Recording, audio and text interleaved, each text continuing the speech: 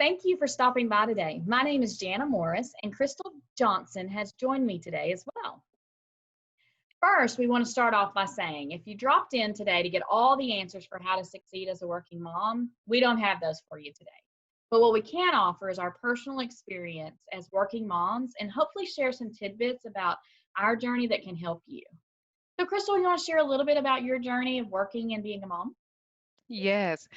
Early on in my career, I was very aggressive and I seemed to know exactly what I wanted. I did pursue an advanced education. And me and my husband decided to have a child later on in life, and we planned that child down to the millisecond.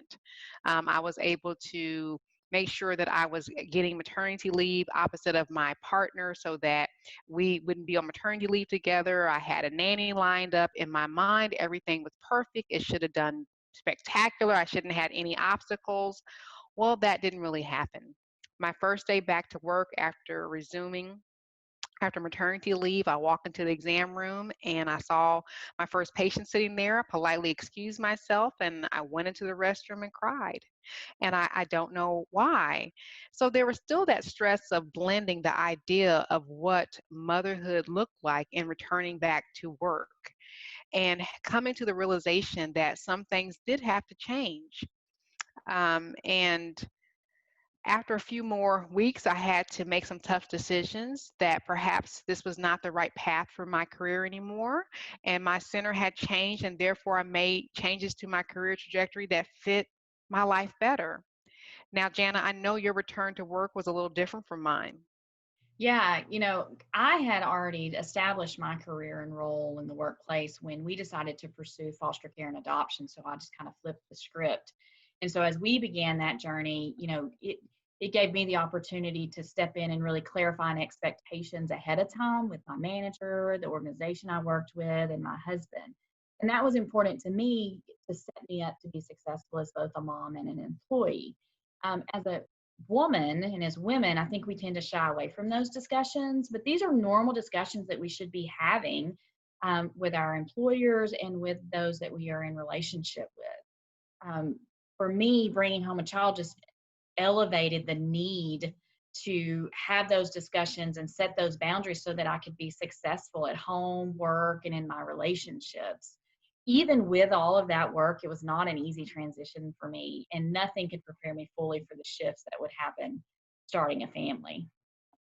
You bring up a really good point, Jana. As I look at that word, we love that work life balance. And I always say there's a definition of it in the dictionary, but when I think of work life balance, I look at setting those expectations and boundaries surrounding home and work hours. I've built safeguards that I respect my peers, my coworkers, and my direct reports time.